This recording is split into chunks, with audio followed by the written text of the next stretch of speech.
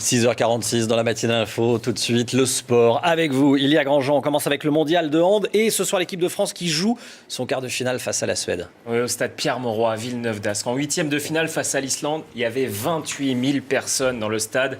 Une ambiance complètement folle dans ce huitième de finale. Ce soir, on recommence, on prend les mêmes et on recommence. Ça sera face à la Suède. Cette fois, ça sera un gros test pour l'équipe de France. La Suède a impressionné depuis le début de ce mondial. En huitième de finale, ils ont battu la Biélorussie 41-22. Cette équipe de Suède risque de poser problème à cette équipe de France, comme nous explique Adrien Dipanda. Des joueurs costauds, des joueurs qui s'engagent, qui jouent dans des grands clubs, des joueurs qui ont, même s'ils sont jeunes, qui ont quand même pas mal d'expérience et qui ont l'habitude de jouer des rencontres de très haut niveau. Donc là, ça monte encore d'un cran en termes de niveau et ça va monter en termes d'engagement physique, ça c'est sûr, pour ce quart de finale. Donc voilà, on s'attend à un vrai combat physique. Ça sera à 19h ce soir, ce quart de finale. Regardez le tableau de ce mondial 2017 qui se passe en France, bien sûr, pour bien comprendre ce qui se passe. Donc France, Suède, Slovénie, Qatar, ça serait l'adversaire des Bleus, éventuellement s'il passe.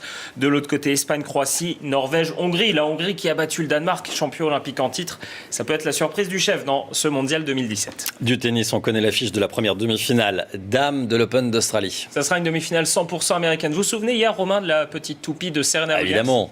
On adore la toupie. Regardez la version 2.0 de la toupie. C'est celle de Venus Williams, la double toupie de Venus Williams.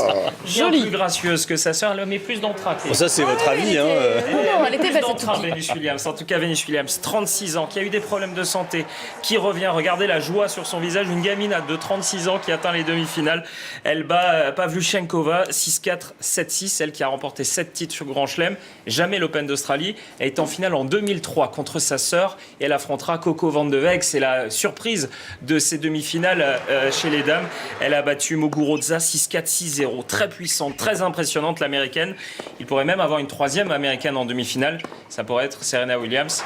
On pourrait même avoir une finale 100% Williams. Ça fait longtemps qu'on n'a pas vu ça. On va suivre le football et ce soir les demi-finales de la Coupe de la Ligue. Évidemment, les demi-finales avec le Paris Saint-Germain qui défend son titre, bien sûr. Le Paris Saint-Germain qui se déplace à Bordeaux pour ces demi-finales. Et Monaco qui reçoit Nancy. Voilà, on peut imaginer un choc Monaco-PSG en finale. Les deux premiers de la Ligue. Pour terminer, on parle de la Formule 1, la F1, qui a un nouveau patron. Oui, exit Bernie Ecclestone, 86 ans, celui qui a révolutionné la F1, qui a rendu la F1 dans un business incroyable, parce que la F1 a été rachetée par le groupe américain Liberty Media Corporation pour 8 milliards de dollars, 7,5 milliards d'euros. C'est lui, Bernie Ecclestone, qui a rendu cette F1 si attractive financièrement. Le nouveau patron, il s'appelle Chase Carey, et donc c'est lui maintenant qui va devoir continuer ce qu'a fait Bernie Ecclestone pour la F1 qui a révolutionné ce monde-là. Merci Elia.